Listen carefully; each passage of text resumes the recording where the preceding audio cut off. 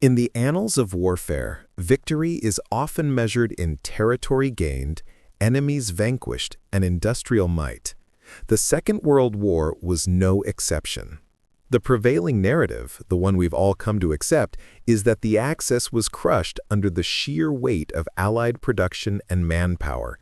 And while there is truth in this, it is an incomplete truth. It's a comfortable explanation that neatly sidesteps a far more profound and unsettling question. How do you defeat an idea? How do you dismantle a worldview so deeply ingrained that it has driven millions to unprecedented acts of brutality and self-sacrifice? You cannot bomb an ideology out of existence. You cannot starve a belief system into submission. The conventional tools of war are rendered impotent against the convictions of the human mind. The Third Reich, after all, was not just a nation. It was a psychological state, a meticulously constructed reality built on a foundation of perceived grievance, racial superiority, and unwavering faith in a singular, infallible leader. To truly defeat it, one would need a weapon not of steel and explosives, but of a different, more insidious nature.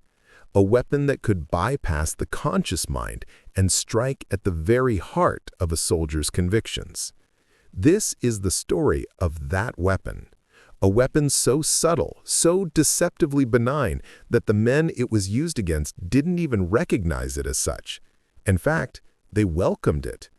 This is the story of how the United States waged a second, secret war against the German prisoners of war it held on its own soil. A war not for territory, but for the soul. And it was a war fought, improbably, with Hollywood films. What happened in the darkened theaters of American POW camps was no mere morale booster.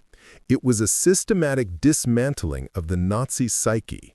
A calculated campaign of psychological warfare so effective it would help shape the future of a nation. This is not the story you think you know. To understand the profound shock that awaited these men, we must first understand the world they came from. The average German soldier, particularly those captured in the early to middle stages of the war, was the product of a decade of intense and relentless indoctrination.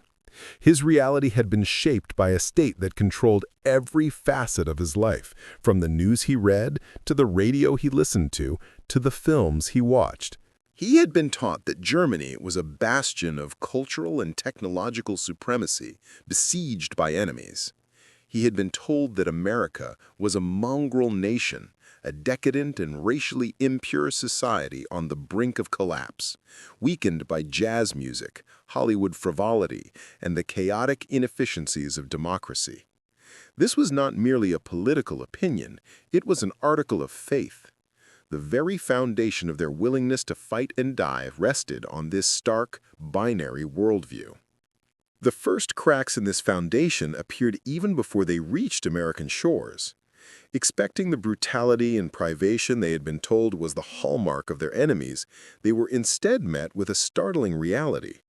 Feldwebel Klaus Krauss, captured with the 15th Panzer Division, would later recall the first film he ever saw on the ship to America, Charlie Chaplin's The Great Dictator. German soldiers, who had been taught to revere their Führer as a demigod, sat in stunned silence, watching a Jewish actor openly mock him. They didn't know whether to be angry or impressed. For most, it was a category of experience for which their indoctrination had no answer. This cognitive dissonance intensified upon their arrival in the United States. During World War II, America would become home to over 425,000 German prisoners of war, housed in more than 500 camps across the country. And here, we must establish the core narrative frame of our story, the central conflict that played out not on a battlefield, but in the minds of these captive men. It was a conflict between two opposing philosophies, calculated benevolence versus brutal indoctrination. The Nazi system was built on a foundation of coercion, fear, and the suppression of information. It demanded absolute ideological purity and punished dissent with death. The American system, as the POWs were about to discover, operated on a completely different principle. A principle that, on its surface, appeared to be simple humanitarianism, but was in fact a far more sophisticated and potent form of psychological warfare. The American treatment of German prisoners of war was dictated in large part by the 1929 Geneva Convention.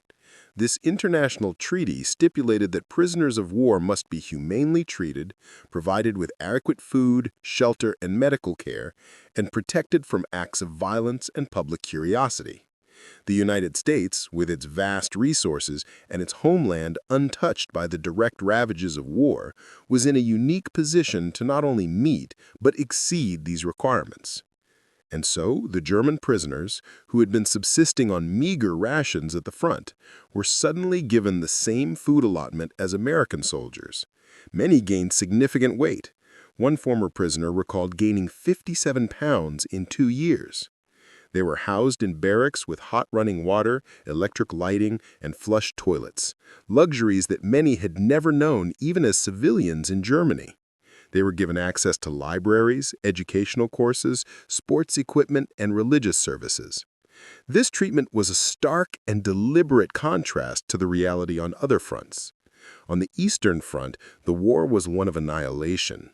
Nazi ideology deemed the Slavic peoples Untermenschen, or subhuman, and the Geneva Convention was utterly disregarded. Soviet prisoners of war in German hands faced systematic starvation, disease, and summary execution. Of the nearly 6 million Soviet soldiers captured, roughly 3 million perished in German captivity.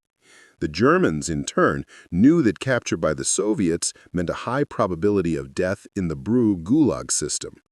This strategic contrast is crucial. The German soldiers in American camps were keenly aware of what was happening to their comrades on the Eastern Front.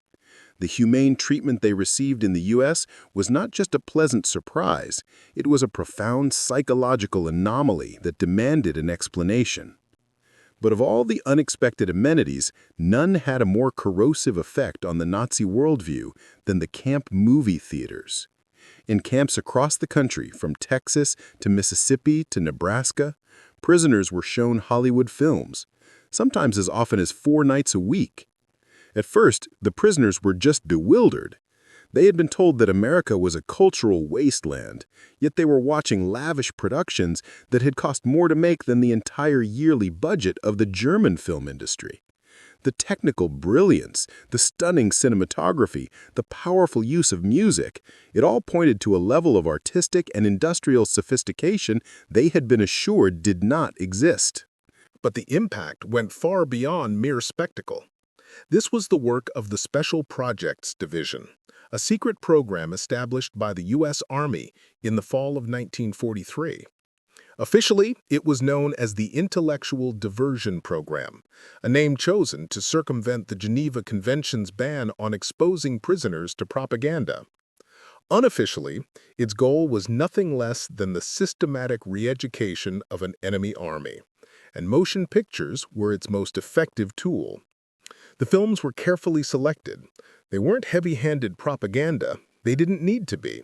Their power was in their casual depiction of American life and values. Consider the effect of a film like Frank Capra's Mr. Smith Goes to Washington. German soldiers raised in a totalitarian state where any criticism of the government was a death sentence watched in astonishment as an ordinary American citizen openly challenged the highest levels of power.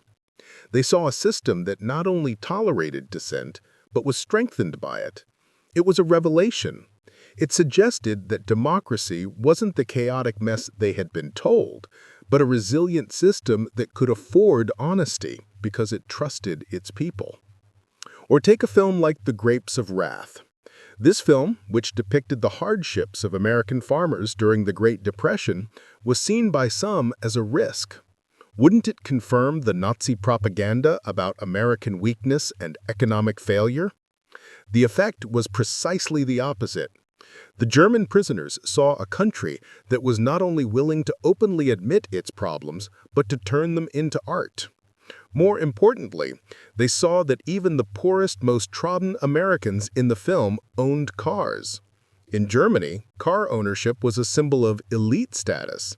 This single, seemingly minor detail spoke volumes about the sheer scale of American material abundance. Even comedies and musicals played a role. They depicted a society that was confident, optimistic, and at ease with itself. A society where ordinary people had leisure time, disposable income, and the freedom to pursue happiness. For men who had known only the grim realities of war and the rigid discipline of a totalitarian state, this vision of life was intoxicating. It wasn't propaganda, it was a window into a world they had been told did not and could not exist. The final, devastating blow to the Nazi worldview came in 1945. As the war ended and the full horror of the Holocaust was revealed, the Special Projects Division made its boldest move. In camps across the United States, German prisoners were shown films of Buchenwald, Dachau, and Bergen-Belsen. For years, they had been fed a narrative of national righteousness. They were soldiers, they believed, fighting a just war for the survival of their homeland. Now, in stark, undeniable black and white, they were confronted with the true nature of the regime they had served. The gas chambers, the emaciated bodies, the piles of human hair and teeth, it was the irrefutable evidence of a depravity that defied comprehension. This was the moment of psychological collapse.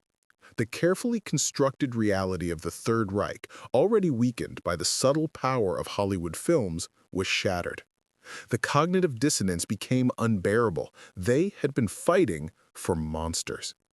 The legacy of this secret war is difficult to quantify, but it is nonetheless profound. As German prisoners began to be repatriated in 1946, they carried with them not only the memory of their captivity, but a fundamentally altered perspective. A 1945 survey of 22,000 German POWs revealed that 74% left the United States with a newfound respect for democracy and friendly feelings toward their former captors. Only 10% remained staunchly loyal to Nazi beliefs. The big idea that emerges from this forgotten chapter of World War II is this. The most effective form of warfare may not be one that seeks to destroy the enemy, but one that seeks to change him. The American strategy of calculated benevolence was a stunning success. It recognized that the true center of gravity in a war of ideologies is not an army or a city, but the individual human mind. By treating the German POWs not as undermentioned to be brutalized, but as men to be persuaded, the United States achieved a victory that force of arms alone never could. These former prisoners, once fervent adherents of Nazism, would return to a shattered Germany. Many of them, armed with a new understanding of democracy learned in the movie theaters of American prison camps, would play a crucial role in building the post-war Federal Republic of Germany, which would become one of America's strongest and most reliable allies in Europe. In the final analysis, the story of the German POWs in America is a profound and unsettling paradox. A nation engaged in a brutal, existential struggle chose to treat its captured enemies with a level of dignity and humanity that those enemies could not comprehend. It was a strategy born not of weakness, but of an almost breathtaking confidence. A confidence not just in its industrial might, but in the power of its own ideals.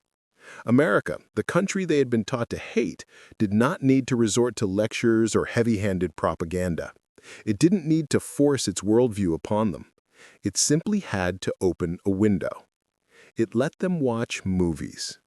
And in the flickering light of a Hollywood dream, the German soldiers saw a reality more powerful than any ideology.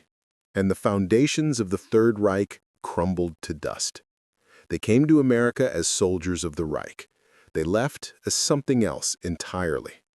And in that transformation lies one of the most remarkable and least understood victories of the Second World War.